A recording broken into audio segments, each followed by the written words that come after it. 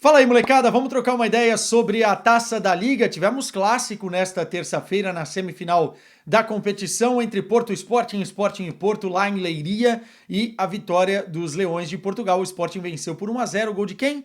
De quem? Se adivinhar, te dou um presente. Victor Gyökeres, novamente, sempre ele fez o gol da vitória que coloca o Sporting agora na final da competição, né? Só para explicar rapidinho, a Taça da Liga é a terceira competição em nível hierárquico aqui em Portugal, né? Você tem o Campeonato Português, depois você tem a Taça de Portugal e a Taça da Liga é uma espécie de competição que se comemora o título, é verdade, mas que não tem tanta relevância quanto essas outras que eu falei. Entretanto, quando você encara um adversário direto, né, um rival, você tem um clássico, mesmo na semifinal ou na final, ganha um sabor especial, né? Ganha uma certa relevância, uma certa importância. Então, foi uma vitória importante para o Sporting. Lembrando que nessa quarta-feira tem a outra semifinal entre Benfica e Braga. O Sporting já está na final, que se joga no final de semana. Vamos falar um pouquinho do jogo, que no fundo, quem assistiu, acho que tem a mesma sensação que eu. Jogo um pouco decepcionante, né? Um pouco frustrante a nível de futebol apresentado, assim. Eu achei que foi um jogo muito burocrático, especialmente na primeira etapa, mas dá pra gente transbordar para o segundo tempo também. Não tivemos tantas oportunidades de gol assim. Se a gente pegar as estatísticas de grandes chances criadas, né? Foram duas para o Sporting e uma para o Porto. Não tivemos, nos primeiros 30 minutos, basicamente chances claras para nenhum lado. Achei que o jogo ficou muito amarrado no centro de campo. E aí, se a gente pega as estatísticas, por exemplo, a bola ficou mais no centro de campo, e se a gente contar ainda com o tempo de paralisação, né, porque tivemos muitas faltas marcadas, mas a bola ficou muito mais no centro de campo, quase 40% do tempo jogado, do que propriamente ou numa área e na outra. Isso porque eu acho que as duas equipes entraram respeitando muito o tal equilíbrio, tentando ficar muito com a bola, tentando encaixar o seu jogo, mas sem correr muitos riscos, até porque era um jogo único, né? Então havia uma tensão no ar em relação a não dar espaços, não dar chances para os adversários, e no final das contas o jogo ficou muito amarrado. Eu acho que a sensação é essa praticamente do jogo inteiro, a não ser alguns lampejos, né? Quando o Sporting faz o gol na segunda etapa, o Sporting se fecha, compacta, não deixa o Porto criar. O Porto também não tem um volume e uma criatividade, um repertório suficiente para tentar ir buscar o resultado. O Sporting se fecha lá atrás, buscando o contra-ataque, a transição, mas o jogo fica muito morno praticamente todo o tempo, né? Os 90 minutos, mais de 90 minutos, né? Com os acréscimos e tal. Não foi um grande jogo de futebol. Não foi o jogo que eu esperava assistir nesta terça-feira. Mas, quando você não tem um grande jogo de futebol, você precisa, ou nas individualidades, ou no repertório, conseguir furar o bloqueio e fugir do óbvio. Né? O Porto, no meu entendimento, tem tido muita dificuldade para conseguir fazer isso durante toda a temporada até aqui. O Vitor Bruno me parece ser um cara que consegue fazer o time ter uma compactação interessante a nível defensivo, consegue fazer o time ter ali um desenho tático bem estabelecido, mas não consegue tirar o melhor, especialmente no último terço, né?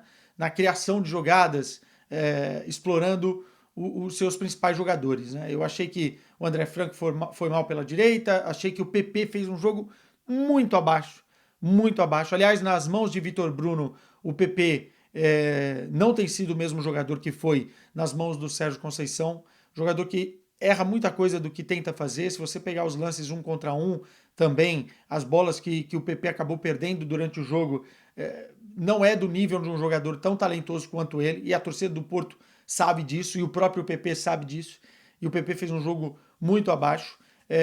Os dois volantes do Sporting conseguiram basicamente anular o jogador mais criativo hoje do Porto, que é o Rodrigo Mora. O Mora fez duas ou três jogadas e ele tem lampejos, né? Teve uma finalização do primeiro tempo que ele vai muito bem, né? Ele conduz a bola, muda de direção e com um, dois toques consegue finalizar de fora da área e quase acerta o gol. E teve uma outra jogada também muito bonita que ele gira com o calcanhar, né, para cima da defesa e depois centra a bola no meio, que é uma jogada que ele tira da cartola, mas ele foi bem anulado no meio campo do Sportingista, que tem Morita e Yumond, que fizeram um bom jogo, né? Um bom jogo. Aliás, o St. Just e o Diomandé também conseguiram encaixotar ali, de certa forma, o SAMU, e o Porto ficou sem muito repertório, né? Tinha profundidade, mas não conseguia, além de uma bola cruzada, enfim, não conseguia agredir como deveria, né? Precisava ser um pouco mais assertivo também nas coisas. O Porto não conseguiu fazer um bom jogo.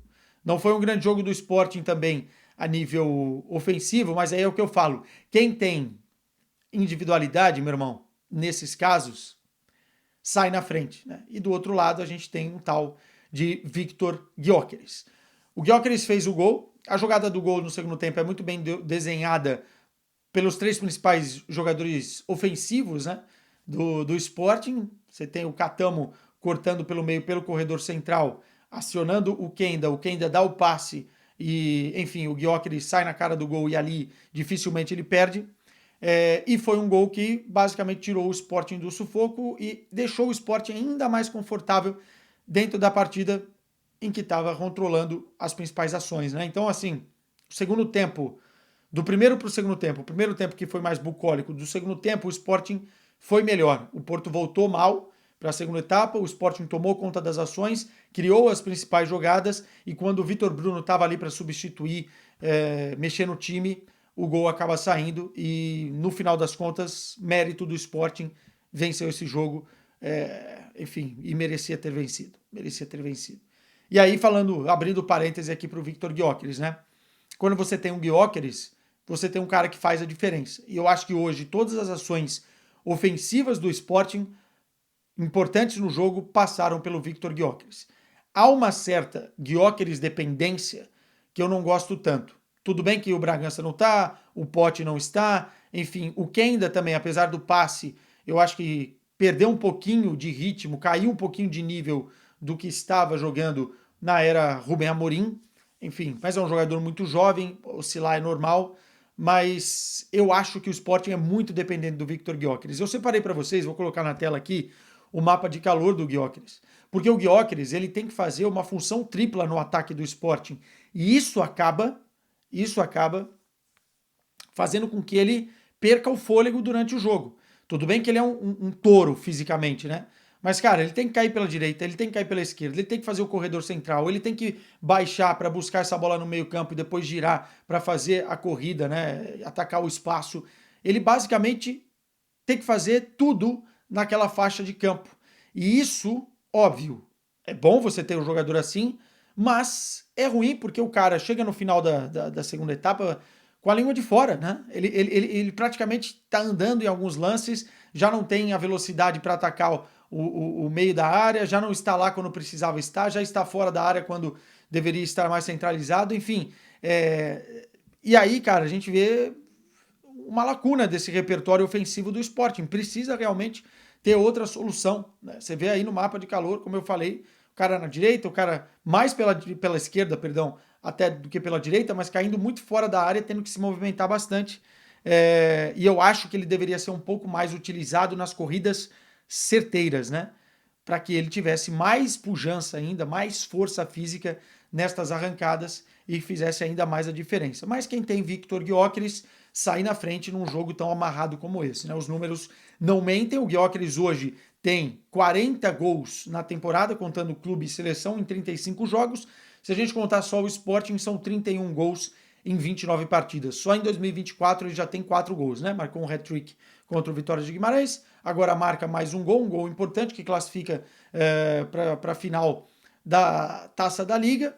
E começa 2025, falei 2024, mas começa 2025 da mesma forma que terminou 2024, ele terminou como o artilheiro do ano com 62 gols, e o Gyökeres realmente, com os números, com as atuações, com a referência, com o jogador que se tornou, dificilmente ficará no Sporting até o final de 2025, né? A expectativa aqui em Portugal é que ele não deixe o futebol português em janeiro, mas, enfim, pode acontecer ainda, não é uma porta que está totalmente fechada. Entretanto, no meio da temporada vai ser muito difícil, no meio do ano, né, no final da temporada, vai ser muito difícil segurar o jogador, né? Enfim, então, ele tem sido aqui em Portugal o carrasco das grandes equipes, costuma marcar nos grandes jogos, já marcou contra o Porto nessa temporada algumas vezes, né? Inclusive o Porto perdeu no Campeonato Português no primeiro turno exatamente com o Gyökeres brilhando. Agora o Gyökeres coloca novamente o time na final da Taça da Liga. É um jogador que desequilibra num jogo tão amarrado, tão difícil, tão equilibrado. Você ter um cara como ele faz toda a diferença. Pois é, o Sporting está na final da Taça da Liga e mais um título que o Porto deixa escapar, né? Essa é a grande preocupação, porque já foi a Taça de Portugal,